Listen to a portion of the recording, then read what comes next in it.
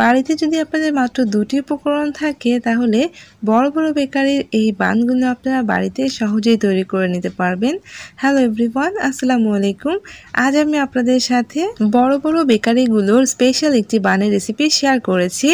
আর এই বানটা কেন এত স্পেশাল সেটা জানতে হলে অবশ্যই আমার পুরো রেসিপিটা দেখে নিতে হবে। চলুন তাহলে শুরু করি। প্রথমে আমি একটা বাটির মধ্যে 1.5 কাপ পরিমাণে ময়দা নিয়ে নিয়েছি। এখন এর মধ্যে আমি দিচ্ছি 1 চা চামচ ইস্ট, দিয়েছি আধা চা চামচ লবণ আর দিয়েছি 1.5 টেবিল চামচ চিনি। আপনারা ইস্টটা একটু ভালো মানের ইউজ করবেন, তাহলে অল্প পরিমাণে ইউজ করলেই হয়ে যায়। শুকনো উপকরণ সব কিছু দেওয়া হয়ে গিয়েছে। এখন একটা স্পুন দিয়ে আমি শুকনো উপকরণটাকে ভালোভাবে মিশিয়ে নিচ্ছি। মেশানো হয়ে গিয়েছে। এখানে আমি 1 কাপ পরিমাণে হালকা গরম দুধ নিয়েছি। দুধটা কিন্তু একদমই হালকা গরম হতে হবে। আর এই 1 কাপ দুধ থেকে আমি অল্প অল্প করে দুধ দিয়ে ডো তৈরি করে নিচ্ছি। আর এই ডোটা অবশ্যই নরম করে তৈরি করতে হবে। 1.5 কাপ ময়দার জন্য আমি 3/4 কাপ দুধ ইউজ করেছি, অর্থাৎ 1 কাপের একটু কম দুধ ইউজ করেছি। আর এই খামিরটা আপনারা অবশ্যই নরম করে তৈরি করে নেবেন। প্রথম পর্যায়ে নরম করে তৈরি করে নেওয়ার পরে পরবর্তীতে যদি আপনারা কিছুটা ময়দা অ্যাড করে দিয়ে ডোটাকে মথে নেন তাহলেও ডোটা কিন্তু অনেক বেশি পারফেক্ট হবে। তবে প্রথমেই ডোটাকে নরম করে তৈরি করে নিতে হবে। ডোটা এরকম নরম আর স্টিকি হবে, দেখতে পাচ্ছেন আমার এখানে 3/4 কাপ দুধ লেগেছে। আর খামিরটা দেখতে পাচ্ছেন কতটা নরম আর আঠালো হয়েছে।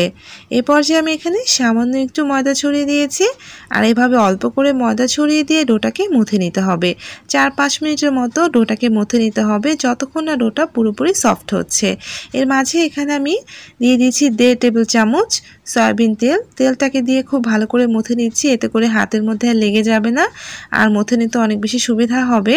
আর খামিরটাকে মথে নিতে নিতে যখন দেখবেন যে এটা আর হাতের মধ্যে খুব বেশি লেগে যাচ্ছে না আর বাটির মধ্যেও লেগে থাকছে না, তখনই বুঝতে হবে ডোটা খুব ভালোভাবে মথে নেওয়া হয়ে গিয়েছে। এ পর্যায়ে আমি আবারও সামান্য একটু ময়দা ছড়িয়ে দিলাম। অল্প অল্প করে ময়দা ছড়িয়ে দিয়ে 3-4 মিনিটের মতো মথে নিলে দেখবেন যে ডোটা একদম সফট হয়ে এসেছে আর হাতের মধ্যে খুব বেশি লেগে যাচ্ছে না। 3-4 মিনিট আমি অনবরত এভাবে মথে নিয়েছি, অল্প অল্প করে ময়দা ছড়িয়ে দিয়ে। প্রয়োজন হলে আপনারা সামান্য একটু তেলও অ্যাড করে দিতে পারেন, তাহলে মথে নিতে সুবিধা হয়। দেখেন আমার ডোটা কিন্তু একদম সফট হয়ে এসেছে। এখন এর মধ্যে আমি সামান্য একটু তেল দিয়ে পুরো ডোয়ের গায়ে লাগিয়ে দিয়ে একটা প্লাস্টিক র্যাপ দিয়ে ঢেকে 1 ঘন্টার জন্য রেখে দিব। দেখতে পাচ্ছেন ডোটা কতটা সফট হয়েছে। এখন আমি একটা প্লাস্টিক র্যাপ দিয়ে ঢেকে 1 ঘন্টার জন্য রেখে দিচ্ছি। আপনারা ভারী কোনো ঢাকনা দিয়ে ঢেকে রাখতে পারেন, যাতে ভিতরে কোনো বাতাস ঢুকতে না পারে। 1 ঘন্টা পরে দেখেন ডোটা খুব ভালোভাবে ফুলে গিয়েছে। আমি এখন প্লাস্টিক র্যাপটা সরিয়ে ফেলছি। ডোটা একদম পারফেক্টভাবে ফুলে গিয়েছে। এখন এর উপরে আমি সামান্য একটু ময়দা ছড়িয়ে দিয়ে ডোটাকে বাটি থেকে তুলে নিচ্ছি। বাটি থেকে তুলে একটা বোর্ডের মধ্যে নিয়ে নিয়েছি। এখন আমি একটা লম্বা করে রোল তৈরি করে নিচ্ছি। আর এই রোল থেকে আমি খামির তৈরি করে নিচ্ছি ছোট ছোট সাইজের, খুব বেশি বড় না, ছোট ছোট সাইজের খামির তৈরি করে নিচ্ছি। এখন এই খামিরগুলোকে ছোট ছোট বল করে একটা বাটির মধ্যে রেখে দিব। আর অবশ্যই এই ডোটাকে আপনারা একটু নরম করে তৈরি করবেন, তাহলে আপনাদের পাউরুটিটা অনেক বেশি সফট হবে, মানে তুলতুলে নরম হবে। আমি সবগুলো ডো একটা বাটিতে তুলে নিয়েছি। এখন এর মধ্যে একটা ছোট খামির নিয়েছি। খামিরের মধ্যে সামান্য একটু ময়দা ছড়িয়ে দিয়ে খামিরটাকে হালকা একটু বেলে নিচ্ছি। মোটা একটা ছোট রুটি বেলে নিচ্ছি। অবশ্যই রুটিটা মোটা হবে, একদম ছোট সাইজের হবে। এর মাঝে আমি দিয়ে দিচ্ছি 1 টেবিল চামচের মতো অরেঞ্জ জেলি বা জ্যাম। বাজারে যে কমলার জেলি কিনতে পাওয়া যায় সেটা কিনে নিয়েছিলাম। সেটাই আমি এখানে 1 টেবিল চামচ দিয়ে চতুর্দিক থেকে রুটির মুখটাকে বন্ধ করে দিয়ে একটা বানের শেপ দিয়ে দিয়েছি। গোল বানের শেপ দিয়ে হাত দিয়ে এভাবে একটু গোল করে নিচ্ছি। আর অবশ্যই মুখটাকে খুব ভালো করে সিল করে দিবেন, যাতে ভাজার সময় কোনোভাবে ফেটে না যায়। এখানে একটা আমি বেকিং পেপার নিয়েছি, তার উপর এগুলো রেখে দিচ্ছি। বেকিং পেপারটাকে আমি ছোট ছোট করে কেটে নিয়েছি। আপনারা নর্মাল যে লেখালেখির কাগজ আছে সেটাও নিতে পারেন। আর এক সাইডে আমি রেখে দিচ্ছি এভাবে। আর সবগুলো কিন্তু আমি এভাবেই তৈরি করে নিচ্ছি। আবারও একটা খামির নিয়েছি, সামান্য একটু ময়দা ছড়িয়ে দিয়ে আবারও ছোট গোল একটা রুটি তৈরি করে নিচ্ছি। রুটিটাকে কিন্তু অনেক মোটা করে বেলে নিয়েছি, দেখতে একদম ছোট একটা রুটি তৈরি করতে হবে। আপনারা চাইলে হাত দিয়ে ওইভাবে ফ্ল্যাট করে নিতে পারেন। এরপর আমি আবারও 1 টেবিল চামচ অরেঞ্জ জেলি দিয়ে দিয়েছি। আর এভাবে চতুর্দিক থেকে মুখটাকে বন্ধ করে দিচ্ছি, কোনোভাবে যেন জেলির গায়ের মধ্যে লেগে না যায়, তাহলে কিন্তু সিল করতে অনেক সমস্যা হয়ে যাবে। আপনারা চেষ্টা করবেন দূর থেকে রুটিটাকে টেনে এনে এভাবে মুখটাকে খুব ভালো করে বন্ধ করে দেওয়ার। আর চতুর্দিক থেকে টেনে টেনে এভাবে একটু ঘুরিয়ে নেবেন, তাহলে মুখটা খুব ভালোভাবে বন্ধ হয়ে যাবে। আর এরকম গোল করে আমি বানটা তৈরি করে নিয়েছি। আর সেমভাবে এই যে বেকিং পেপারগুলো ছিল সেগুলোর মধ্যে তুলে নিয়েছি।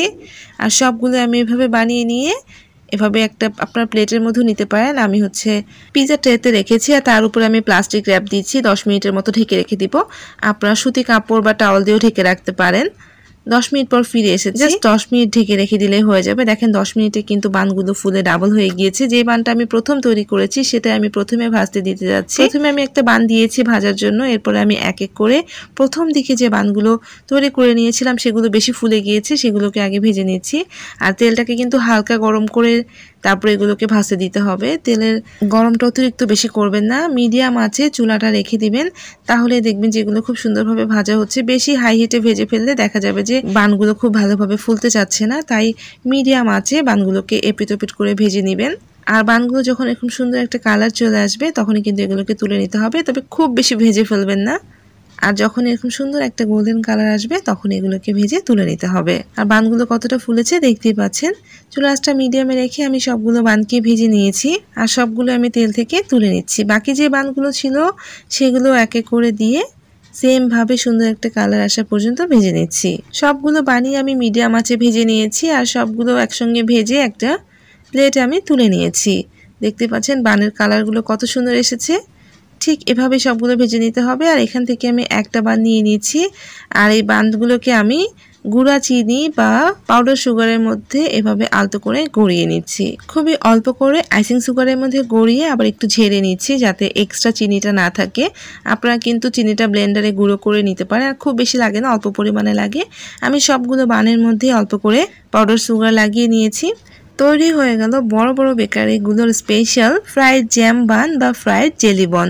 যারা যারা এই ফ্রাইড জেলি বন খেয়েছেন তারা তো জানেন ফ্রাইড বান খেতে কতটা মজা হয়। আর তার ভিতরে যদি এরকম অরেঞ্জ জেলি দেওয়া থাকে তাহলে তো কথাই নেই। যারা এই জ্যাম বান বা জেলি বনগুলো খাননি তারা অবশ্যই বাসায় ট্রাই করবেন। আমি আপনাদেরকে একটা ভেঙেও দেখাচ্ছি। এগুলো যথেষ্ট গরম রয়েছে, এগুলো যখন একদম ঠান্ডা হয়ে যাবে তখন এগুলো একদম তুলতুলে নরম হবে। আর ভিতরের জেলিটা তো দেখতে পাচ্ছেন কেমন লাগছে, কতটা ইয়াম্মি লাগছে। আশা করছি আমার এই রেসিপিটা আপনাদের ভালো লাগবে। যারা ট্রাই করেননি অবশ্যই বাসায় ট্রাই করবেন। আর ভালো লাগলে প্লিজ রেসিপিটাতে লাইক দিয়ে এমন আরও রেসিপি পাওয়ার জন্য চ্যানেলটাকে সাবস্ক্রাইব করে সাথেই থাকবেন। সবাই ভালো থাকবেন। আল্লাহ হাফিজ।